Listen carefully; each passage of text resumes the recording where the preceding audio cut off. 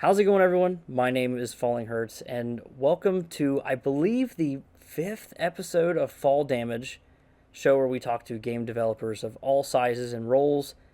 Because we like talking about games, we like making games, and I personally like hearing different experiences of what it takes to make a game, and some of the challenges and even inspirations behind some of that work. I am joined today by Tomas. He is the developer of a game coming out very soon that I'm really excited for, based almost entirely off of the feel and atmosphere alone. And with that being said, I'm going to go ahead and kick it right over to him because you see him on the screen, you can't see me today because Discord sucks. But with that being said, I'll go ahead and kick it over to you, and you can give kind of the elevator pitch, the kind of quick essence of the game, and talk a little bit about yourself real quick. Hey everyone. I am Tomas, the solo dev of Kaila. Kaila is a survival RPG in where you as a player control a party of four characters. They are going through an apocalyptic journey stuck in a city, and you have to develop them and prepare them to endure this place where it's crawling with monsters.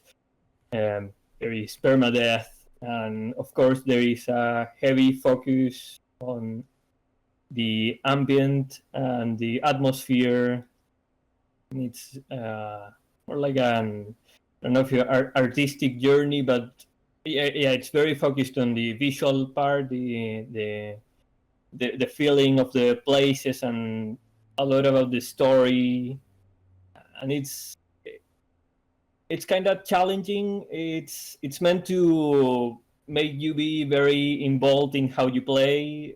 The permadeath part is key, so you have to be very thorough in your approach. That's kind of the overall stuff of the game. Gotcha.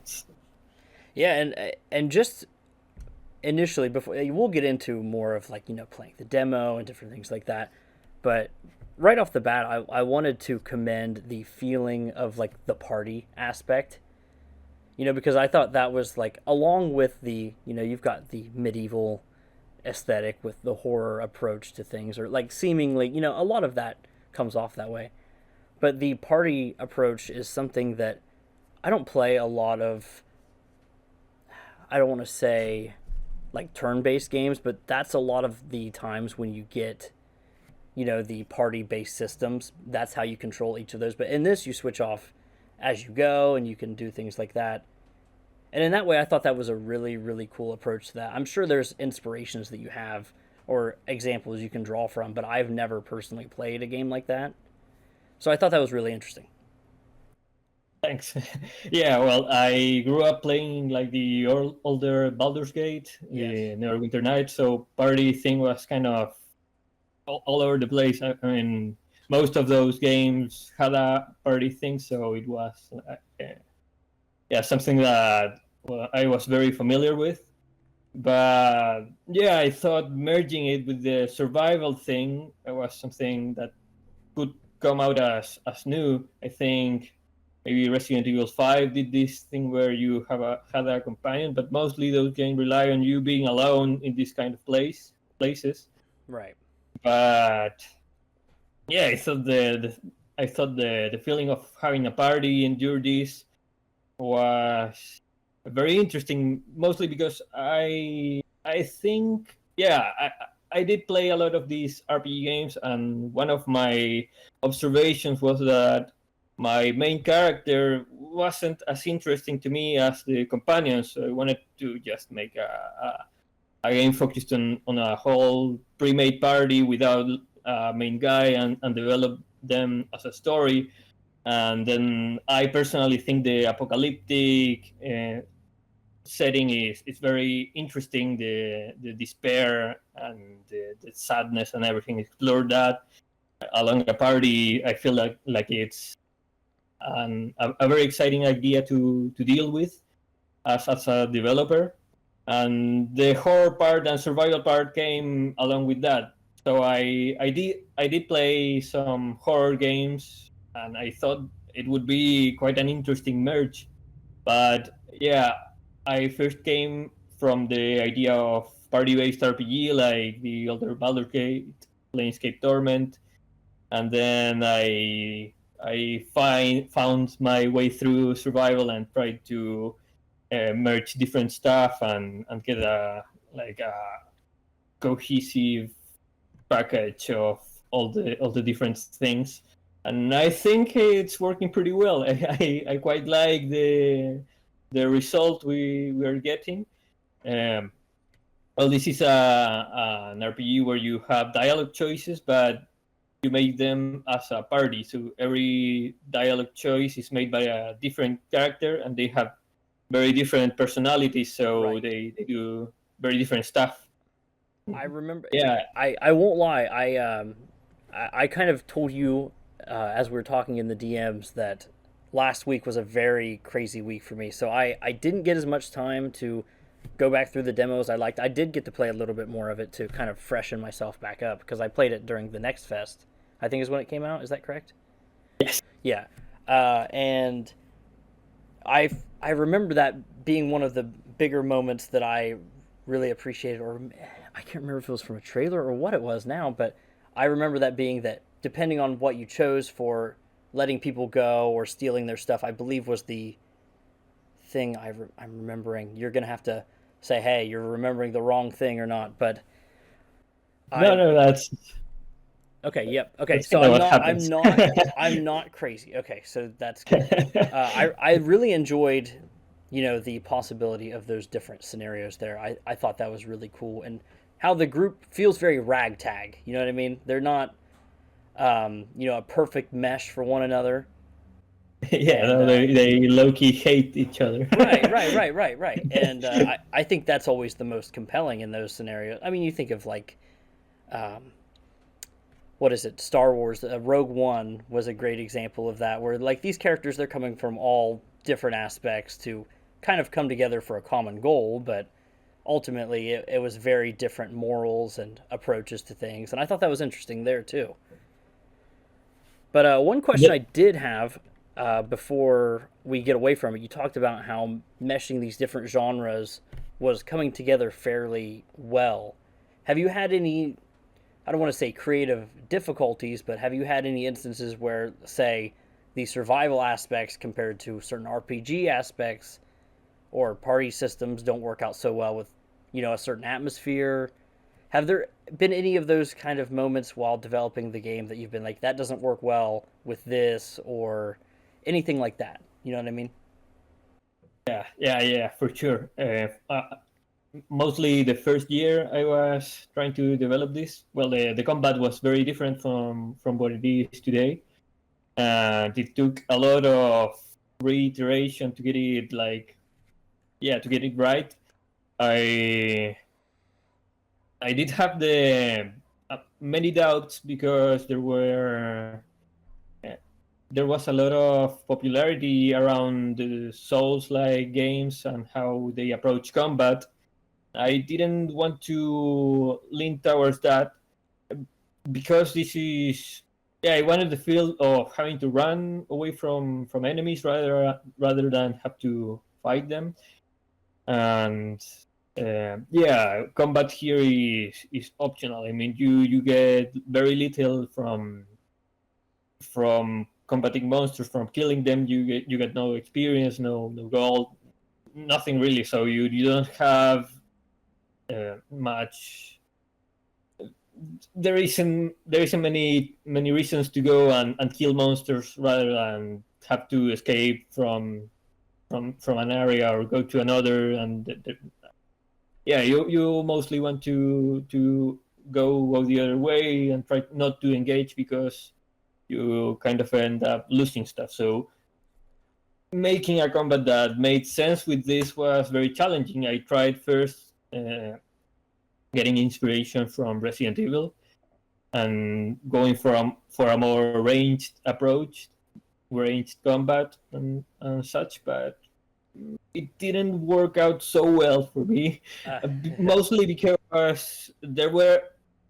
was intending for the city to be very crowded. So yeah, I tried to make a system where the enemies could grab you, but it yeah, it didn't work out the way I wanted. So then I made it more free. I gave more freedom for the melee attacks, close quarter combat, and I worked like for 2 years making that combat system. Even though it wasn't like the main part of the game, fighting, it Gotcha. had to make sense with what I wanted. So yeah, I had to make very different systems, and in the end, this one I liked how it felt. Yeah. Okay. Whenever you chose to engage, it felt well, and whenever you chose to get away from monsters and just parkour your way out, I Right. feel like it represents very well the idea I was trying to go for. Okay. I Eh, mean, I like that. And one thing I'll circle back to that I thought was really interesting that you're talking about was the aspects of engaging or not engaging in combat and how it's mostly for survival. And I feel like that has, especially given, the apocalyptic scenario that you're in, that feels tonally like you could do a lot with that. I mean, like it's not rewarding outside of continuing on. And I feel like that's really cool. And I won't ask you like, what is the main theme of your game per se, but like because I feel like that's something that you need to find out from playing the game yourself when that time comes. You know what I mean? But when juggling all of these different emotions that the player is going to have to feel, whether it be frustration at an enemy or, you know, the actual disparity or despair of the situation that they're in, from the environment or storytelling, however, what is the main feeling that you want players to feel throughout this game? I guess, with that being said. yeah, it's a hard question, but it's a good one. I, I think it's very difficult to explain it with words. I mean, I understand. one of my ideas is that the artwork, one of its goals is to explain things that difficult to do it with words, so you explain it with visuals and music and the input and stuff. But I do think about it a lot, and one of the key aspects I think, or I want to for the players to feel, is kind of a slow burn into despair. And the way the game is built, or I intend to build it, is for it to slowly burn the player, as you don't die very fast, but you do accumulate a lot of the damage. You get wounded, and the party starts to get worse with time, and it is very difficult to heal. So I want the player to feel like it's just constantly struggling, even though they have the tools to endure. They have the tools to not die instantly. I wanted to feel like every time you play, you are closer to death, So, but also closer to escaping the city. would you say overbearing is probably a proper term to explain that? Yeah, yeah. Yeah, gotcha. Uh, I that think that that's sounds yeah, I got you. I sounds get you. good.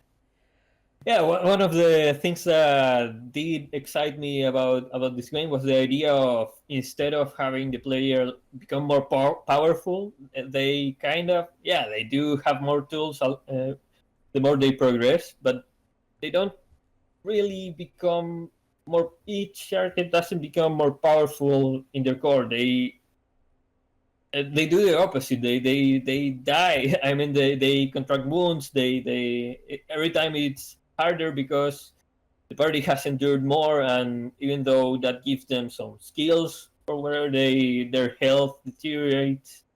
So it's a constant struggle, and you really have to you really have to endure this to get out of the city. Yeah, I wanted like an RPG where you don't level up, but you get, Yeah. I don't know if weaker, but I mean, I think that is a really interesting approach. It's the same as like a you've heard of the term a reverse horror game, where you kind of play as like Carry On is a game that's a good example where like you're the creature and you are the horror. So it's a nice role reversal in that same way. And while this isn't necessarily a reversal, you're still the RPG characters. In this case, you're the whole party. It's very much that you talk about how over time you're going to accumulate more injuries, weakness, and while you may still get better tools, you're still going to at the very end, you know, the odds are stacking against you, and I think that's an interesting concept for a game that has that RPG tag along with it because you always think of, oh, I'm the Dragonborn. I now have the ability to shout the enemies off of a cliff if I want to, or something like that. So I think that's a really interesting approach as well. Yeah, I'd like the player to feel human, vulnerable. And these characters, they are not heroes. They are, yeah, like I won't say scumbags, but it comes close to that. Right. One of them is like an actual psycho, and I want the player to have this problem of what do I do with this guy? He's nuts. Right. And yeah, Now, and I have to cope with that and to accept that because you need him to survive. I want the player to have that kind of situations. now, do you, with having these four characters and the ability to swap between, do you intend for players to swap actively, or do you intend like for more of a, hey, this is the one I prefer to play as. I've still got the party at my back, but like let's say I prefer one over the other. Is it an idea that you could play the whole or a lot of the experience as one, or should you be actively switching around? It will depend on your approach to the game. I mean, every character excels in a different activity. So if you are more close combat oriented, you will choose the guy with the halberd. But you will have to swap eventually if he gets tired or if he's too wounded. So while you could prefer a character, I think the game will make you have to swap because, or else it will be difficult. Maybe one, I don't know. Maybe you can beat the game using one guy, but it will be more challenging, of course. So the game is intended for you to swap between the different characters in order to face the different situations Right. or to I mean, yeah to better use their resources. But yeah, as a player, you are free to use just one, and yeah, maybe and I'll suffer the add an consequences. achievement. Right. It does sound like a cool challenge. Yeah, it does, that is interesting, actually. Okay, so let's dial it back just a little bit from this specific game for a second. Let's talk a Yeah, little bit about you as a developer. Is this your first project? yeah. Yeah. I mean, in the first major real game, I do have a bit of a background as a modder, but I never made a game before, What did you not mod even with? a small one. I did mod Neverwinter Nights. Those were modules you could make with the toolset. Okay. Well, there were pretty big ones. I tried to make one of the bigger ones, but I did spend some 3 to 4 years in that. And then I thought, well, if I'm spending this much time, so I may as well just do a real game, Right. I mean, right? I've always made it a point whenever I talk to people on, like, I talked to Graham. I don't remember his last name, but I guess it doesn't matter. He was the one that he was originally making games in Dreams for the PlayStation, and then he is now switching over to Unreal Engine to make his first like commercial game on Steam. And I told him, I was like, I understand that Dreams had a built-in, audience, or in your case, it would have been Neverwinter, Hmm. for people looking at mods, and I understand that inherently people are looking for these things, but you always, in my opinion, whether it's a small amount or a large amount, I think you should always value your time, especially if you're going to be putting something out. So, like, the ability to, say, sell your game, I think is huge, as opposed to, like, a free mod. And that's like the Sky Oblivion project for Oblivion remade in Skyrim.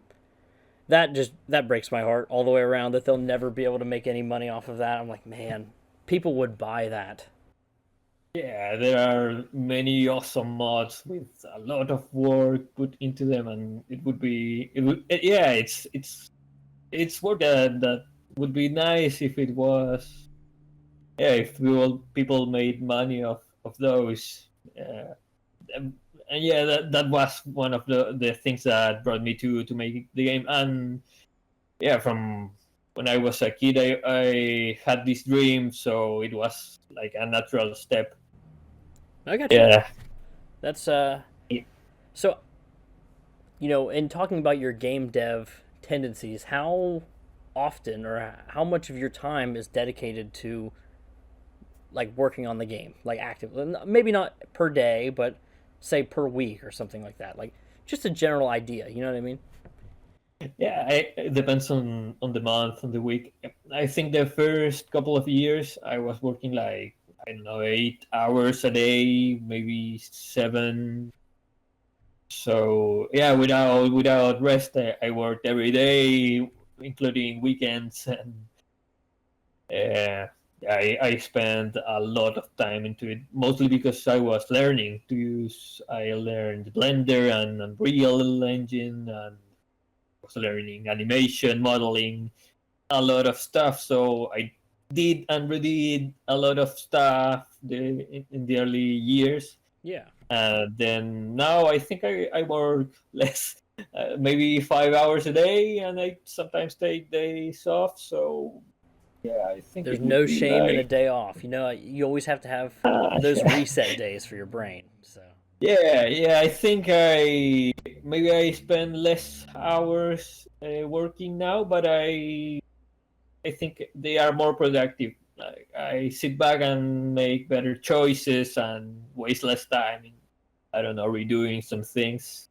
yeah, Yeah, yeah, I think that's cool. yeah, yeah. I mean, it's interesting insight with okay in a fundamental or in a theoretical, I should say, like next project. Say you go and you hit start. Do you think you'll be far more efficient just based off of knowledge you've already learned from this one alone? Yeah, I think I could save me a couple of years. Yeah, I At this think point, at this point, how long has development been? You mentioned for the first years. couple years, 4 years. Yeah, Gotcha, since 2020. gotcha. Yeah, I have some stuff here. This is I made it 20th of April 2020. This was the stuff I was making to learn. It's a very basic dialogue. It has curses on it because I don't know. Motherfucker. Yeah, it was just very random stuff, and yeah, the character model I made it. So I was just, I don't know, I was that was my second month into Blender. Gotcha. I was learning all the rigging stuff and a bit of Unreal here and there. So Have you ever had something crash and lose a lot of progress? yeah, like a week of progress once. Oh man. Oh man. Yeah, I had a power outage just when I was moving some stuff. I think it was a main character, and I did a lot of work in the main character, the combat system, and yeah, I lost everything in the in the main character, and I had a backup from like a month. I do my manual backups because my connection isn't very good for uploading, and I've been lazy. How about that? That's the truth. So yeah, I'm more thorough now with my backups, and with how I make the stuff now. The player character doesn't have all the information inside it. It's split into different components, so if it gets corrupted, it isn't much of a pain. Well, that's good, and that seems like something that those are little knowledge, like nuggets, I guess you would say, that like upon a next project, that would be another thing you should keep in mind at pretty much all times. So Yeah. yeah, Yeah, one of the things I did and redid a lot of times was animations, and I think I will enhance some of them. I don't know. You can check here the running animation. I think in the early combat test. so was this at the Well, time when this was more of a ranged? yeah. Gotcha. Yeah, you didn't have melee moves here yet. Oh well, this is when I was starting to get them. So this is a very early thing. But you had to stun them with your shots before coming in close, because if you didn't, they would actually get you and grab you, and you needed one of the companions to get you out of that situation. You Still, I mean, see, still very I cool. thanks. Yeah. I may use that idea for another game. I mean, I know this is currently still in the game, but punching someone with a shield has to be one of the coolest things that anybody could do. I don't know if that's a Captain America thing in me or something, but like, I'm like, man, Yeah, you cannot get cooler than that. yeah. Shield as a weapon is huge. Right, I right. like that very much. And there's an animation where you do the punch, and there are certain monsters that, yeah, go out flying when they die. So that's very satisfying too. Yeah. Yeah, you may not get any experience from it, or items, but you do get the cool factor of killing an enemy It's that the cool shit. way. It's the cool shit. I understand. Yeah, yeah, yeah, yeah. Yeah. Yes. So yeah, animation was a big thing. Whenever I uploaded something, most of the comments were like, "No, this looks too clunky. The character is floating. I don't know." Oh, So yeah, it was very tough because every animation took me like a day or two to make, and I had to do like 20 of them over again. So well, I had to get faster. I think that's a good, point to actually jump off from. Let's talk a little bit about your experience with feedback and the Steam Next Fest. I think that's a good point to jump to. This was, I assume, the first Steam Next Fest you've ever been a part of. Yes. And did you get decent feedback? Was there valuable information there? I know you've updated the demo that's still remained public that people can play. Yeah. Have you made any monumental changes, small tweaks? How is it handling maybe both positive and negative feedback? How is all of that? Just kind of give me the rundown of how the Steam Next Fest has been for you. Steam Next Fest was amazing. Actually, I got a lot of wish lists. I was very low, and then I got a good spike. Now I am like with 1,000 wish lists. It could be to me, it's like a very good number because I had like 300 back then. I don't know if, yeah, I wasn't hopeless, but I was worried. No, I How mean, was I going to get more? But Steam Next Fest showed me that I could grab these fests and get some boosts. That was a big relief, and the feedback was very good. Well, people were they liked the game so far.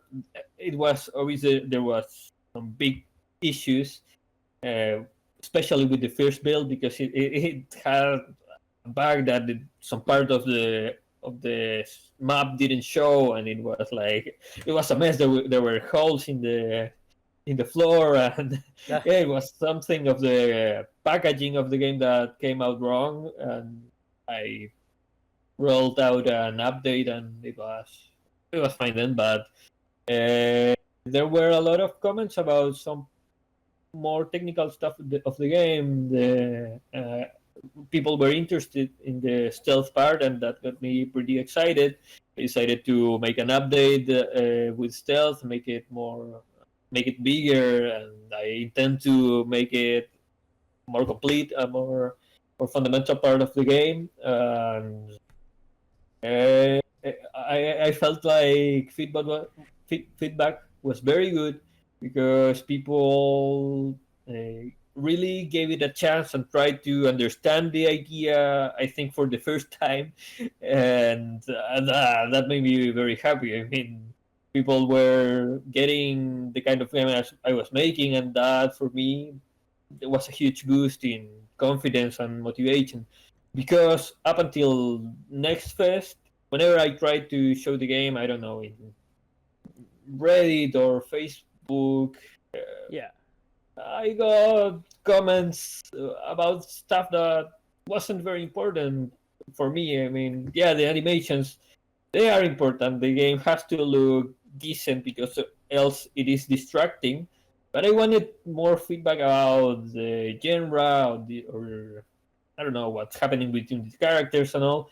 And in Steam Next Fest, I saw players really commenting about those features, and that got me very excited. I felt like I was going in the right direction, even if I have a lot of issues to deal with, bugs to solve, and a lot of things to improve. I felt like the game was coming together. Gotcha. Well, I mean, I think because I found you on Twitter. I don't know how. Initially, I don't remember how I if it was like you had commented on someone else's tweet or something with maybe a trailer or something, but I remember seeing it, and it wasn't the initial trailer, but I how I originally reached out to you was that you had a really clean trailer that it reminded me so much of it was Aliens. It was a trailer. I had to even look for that trailer where there was like Yeah, no dialogue. It was just like the music in the Aliens one at the very least, but just the way it was shot and framed with the weapons in your trailer. I marketing a game seems impossible to me. I can't even market a YouTube video half the time, and I, being able to get people excited about a product or an art, I should say an art. That's I don't want to undersell anything like that. Has to be one of the most mind-numbing and challenging aspects of game dev. And when you talk about jumping from say 300 wish lists or whatever it was to over 1,000, like that's got to be like a great rush. When up till this point, maybe it's felt creatively challenging, but somewhat of a, thankless task up until that point. So yeah. in that way, I mean, I have to imagine that's got to be a great feeling. And is there a certain way that you approach? Is it just sharing trailers on different platforms? Is that the best way that you found to get the word out about the game, or maybe a catchy trailer or so? Has there been When anything outside of the Steam Next Fest that has taken off in any reasonable?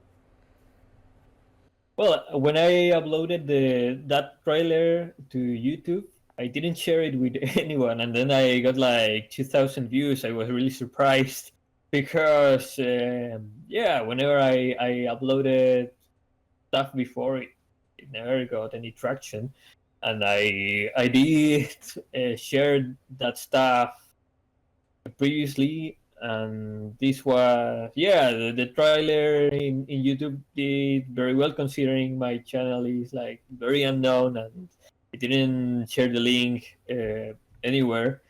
I was very surprised, and yeah, people were reacting very positively. And that trailer, I'm very proud of it because yeah, that was like a constant. Yeah, another worry I had, I didn't know how to do it. I looked for yeah, I watched a lot of trailers. I tried to learn from them. I tried to watch things, a lot of things, and I didn't want to copy another trailer. So it was very difficult for me to try to make a piece that really showed the game and what was exciting about it without having to show maybe stuff that wasn't the main point. I mean, a lot of trailers are very action packed with very yeah yeah with very exciting sequences. I wanted it to be more It, about despair and horror. So it was very difficult because whenever I looked at fantasy trailers, they were more heroic. right. It, Uh, it felt it felt subdued, but in the way that like a good tense horror film would feel. Like in that way, like I feel like it hits.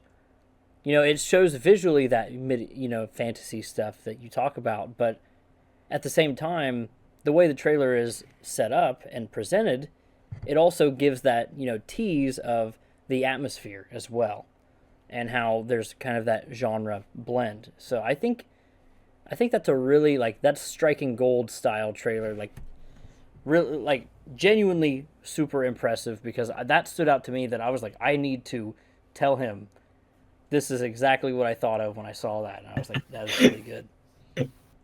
Thanks. I'm very happy with the outcome. I mean, it was very difficult. I had several ideas and none of them were clicking until I don't know. I just thought, yeah, I should do this, and this was like yeah, it was very similar to one of the first ideas I had, and I had ditched it, and then I thought, yeah, I'm just gonna do this, but I'm going to do it well, and I think I was more confident with the game. Also, I was more confident with what I had with the gameplay. I was yeah, whenever I played the game, I felt like I had something worthy maybe to show.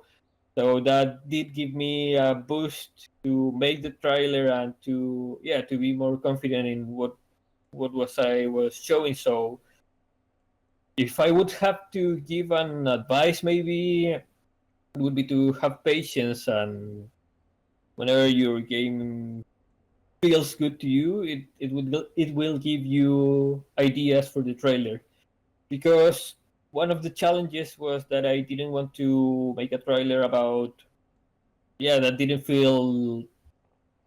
Maybe I could make a good trailer on its own that was catchy and all, but it wasn't good for me if it didn't represent the game, like that atmosphere, that horror thing. Right. So that was one of the most important things for me to do, and that was one of the things I was having a lot of trouble thinking of.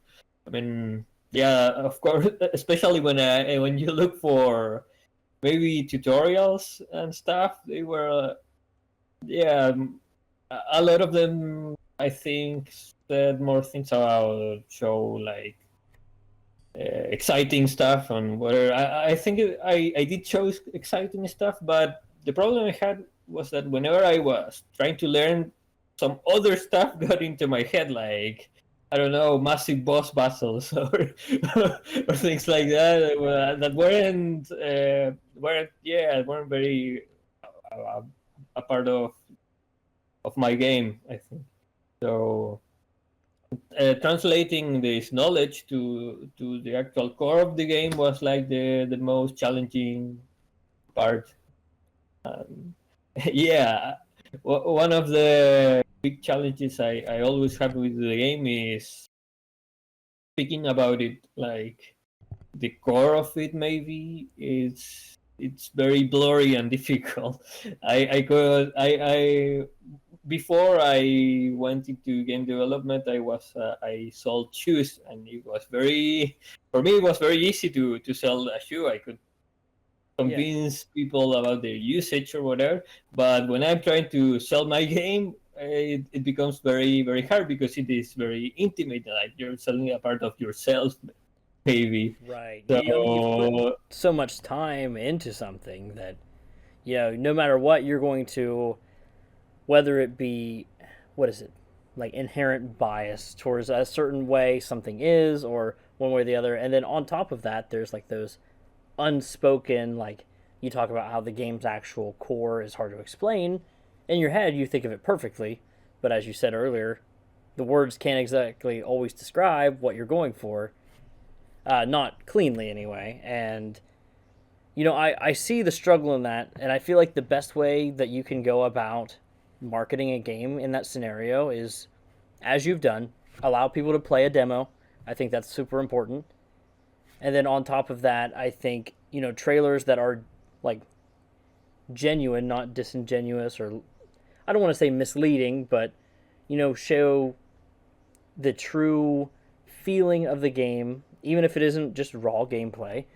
If as long as it's conveying what exactly is going on and not, the highest version of what might be hinted at, then I think that's the best way to do that. And I think in that way you've done it right. The one thing that like I would say as far as like I don't know the best tagline in my opinion that strikes at me is a party based. I mean it is action even if like it is very methodical. It's like I would say a party based action. I don't know. I'm trying to create a genre here real quick for you.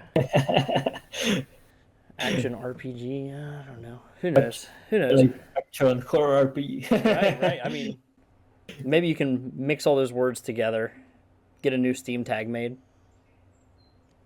Yeah, yeah. Steam is very flexible with. I think you can like 4 main tags, and yeah, I think I could feed all of that as the main ones.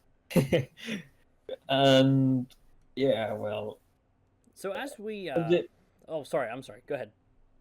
I was gonna say the action part always. I did have a lot of trouble with that because I did wrongly relate action to just killing stuff, and yeah, the game has a lot of action, but sometimes it's running from stuff and doing parkour, and it is fast paced.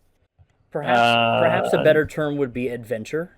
I know that's the other tag. Like action or adventure are the two tags that are thrown around a lot.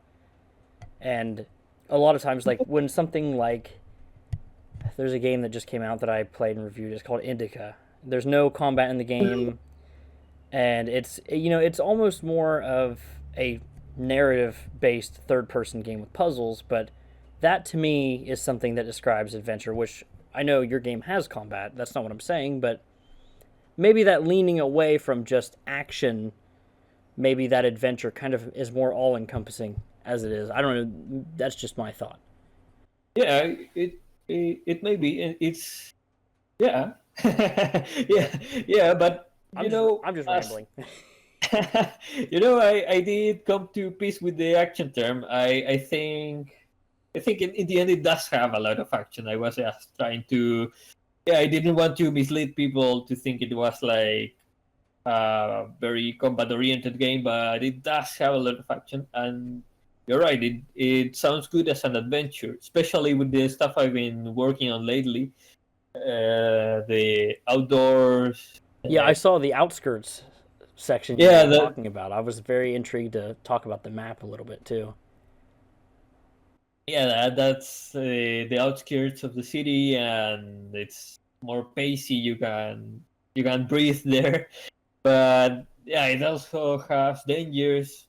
Probably stealth will be coming handy, but it will be more exploration oriented, and it will be a place where you can breathe, and it's gonna be slower paced, and you will look at the environment, and maybe more banter with the characters will be there.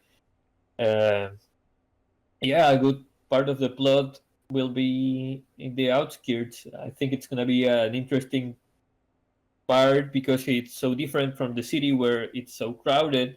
Uh, Right. this place yeah, you may run, and well, there are running monsters there, very fast ones. So Oh gosh. yeah, Creepy. yeah, it's gonna be like a different. I don't know if style set maybe, or a different approach to the game. So I'm very excited to work more on that and to show how it feels. Gotcha. Okay, so Weather also affects it. right. So to kind of round out, I wanted to end with, a couple more questions about the game, but also, a couple more questions just from you as a developer. But they'll be kind of faster paced. Nothing too crazy here. So, speaking on your game, the setting, well, of course, is it Kyla? Kyla. Okay, I just want you read things and you never hear it. Sometimes I don't want to second guess myself. So with Kyla being the name of the game and everything, like the setting is super important, and you're obviously working on expanding that map outwards to the outskirts. And the interior of the city, at least from the demo, is very claustrophobic, which is strong. And you've talked about how the outskirts is breathing. Is that going to be the main juxtaposition of two environment types? I know you go down in the sewers, you see different things, of course, but is that the main two ways that you'll be kind of experiencing the world, is like moving kind of through, hallways and tunnels and then going out to more open spaces? Is that the two main like environments that you've gotcha? That I think it feels really strong, especially if you can pace out the two for reasons to go from one to the other. I think that would be really, really good. Now the other question. Sorry, go ahead. There are going to be different parts of the city, some more with more wide streets and different verticality and stuff. That part is the most claustrophobic, the starting area. So yeah, then you'll have like a more open area, and then the last one is a surprise. Oh no, So yeah, totally. If there's anything I ask you at any point and you're not ready to share or you don't want to share it before that, no, it's totally fine. yeah, But yeah, no, I mean, it's gonna be a part of the city. It will be very dangerous. I can say. gotcha. Now, really, truly final question about the game that I feel like I was more so curious about. Do you have a rough estimate of when you'll be done with the game? I mean, you don't have to tell me when, but do you have it, like, you've worked on it for a few years now? It's been made public with a demo. Is there in your head, do you have like a general idea of like, I would like to have it done by this time, or things are moving along well? You don't even have to say when it is per se, but if you gave me a year, that'd be pretty cool. Yeah, no, I would love for it to be done the next year. Gotcha. Well, I last year I thought maybe February 2025. Now I think I will have to give it some more months for it to be ready. Maybe mid 2025. I don't know. It will probably be early access. As a blanket term, would summer 25 be a? Yeah. I think that gives you a good few. That gives you a good window right there, I think so. Yeah. I mean, I do have to test it thoroughly, and right. I don't know, have it very tightly. It may be a realistic launch date. I mean, most of the core gameplay, I think it's I don't know if done, but it's there, waiting to be polished. So I think this is like the end of the line. Like I'm nearing the end of the tunnel. I think. I want to think. Yeah, right. I mean, there's always something that comes up, I'm sure. But I think that gives you a good gap, within the next year, because obviously you'll still be working on the game, but then you've also got, there's probably other Next Fest that will happen. I think they do like 3 a year or something like that. So if you want to hop into those, get a second win. Sadly, you can only participate in one. You can only one game. Okay. Yeah, but Gotcha. you can apply to other fests like Yes, that was Halloween what I was gonna Fest. say. Yeah. Yeah, I'm looking forward to those. So yeah, trying to release like maybe later gives me the chance to participate in more fests. I think yeah, I will make the decision uh, depending on how many wish lists I can gather in time. If I feel like they are maybe too low, I will give it a couple of months and do more marketing and stuff. It's been so many years. I don't want to flop it because being impatient or something like that. Right. I mean that makes perfect sense, and that was those other fests, like the Halloween fest you described, were exactly what I was going to bring up as like a suggestion if you hadn't known already.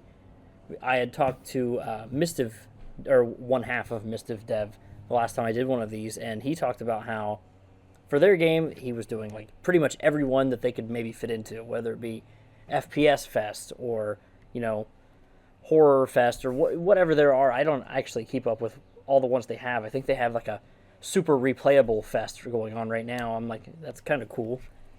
So there's like a Yeah, lot of places that you could fit yourself into, and I think that works pretty well and gets more eyes each time people are checking out those different little banners. And I think that's whether it be slow burn or quick boosts throughout the next year. I think that's going to be a great way to market the game. yeah. That gives me a lot of confidence. Really, Steam has been great.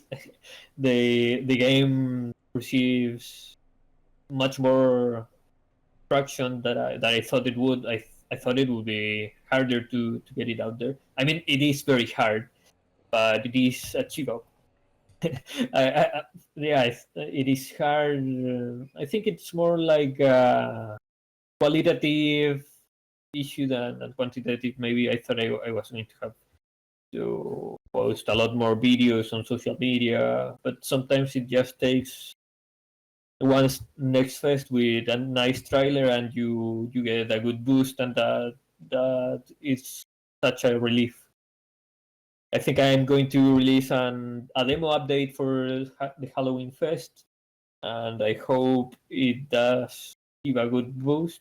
Yeah, I'm pretty confident I will get some wish lists out of it. So that's very good. I'm very grateful to Steam. It's a good platform to work with. Well, in all endeavors and with everything, I wish you the best of luck. I've been, I was excited for the demo. I played the demo. I think it's very cool, and I'm excited to see the full release when that time comes.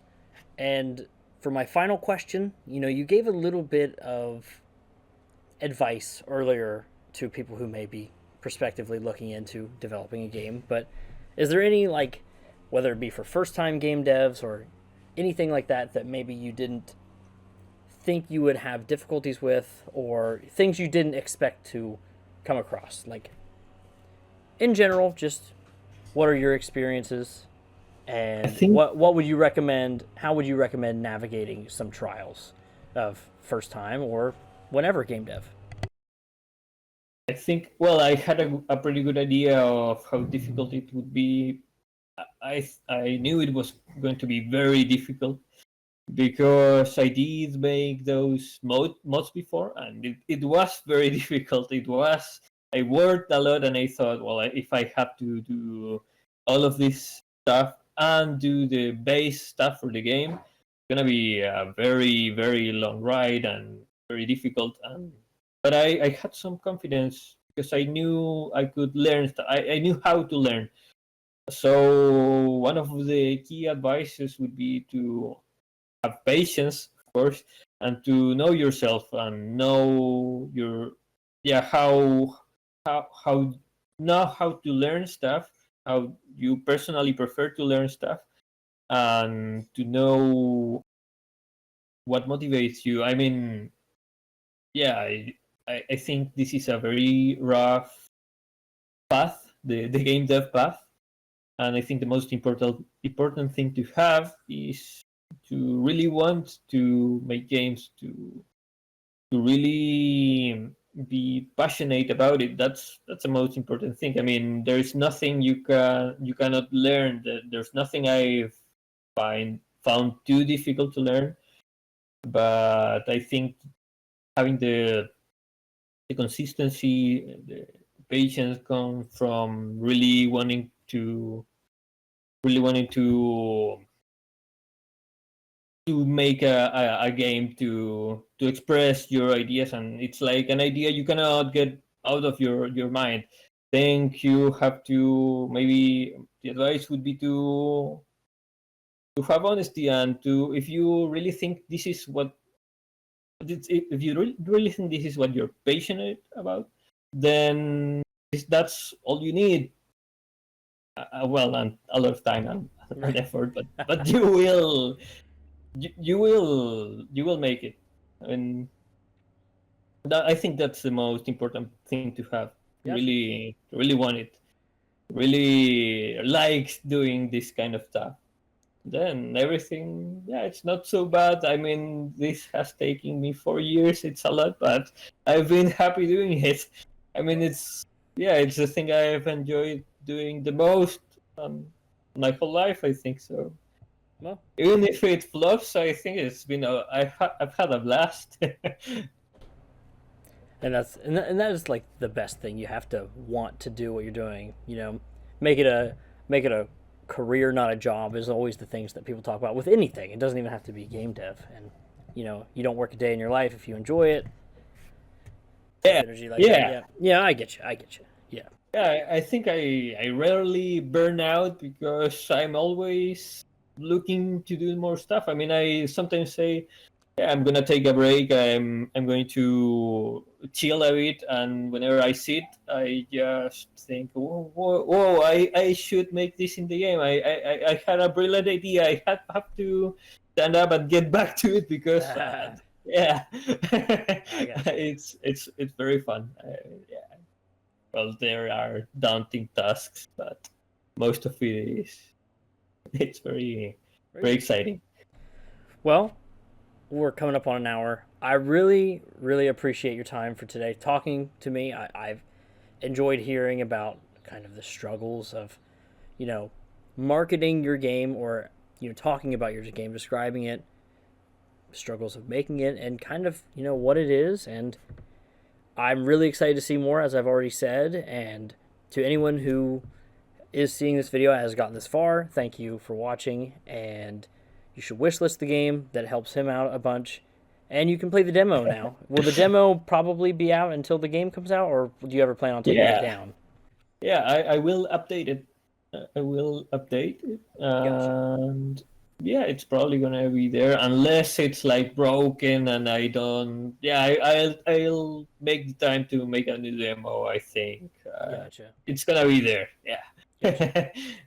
All right, man. Yeah, and thank you so much for the space. It's been great. I had a blast talking about the game. Yeah. No, I've been very lucky that I've never had one of these conversations where I've felt awkward. This has been the most technical difficulties I've genuinely ever had, and that was it. But I've never had a conversation where somebody, I'm talking to somebody and they're like, they'll give me a 1-sentence response. I like to just ask the questions and let you guys go with it. So you did very good. I really appreciate it, and thank you, everyone. Thank you, and I will. Thanks, everyone.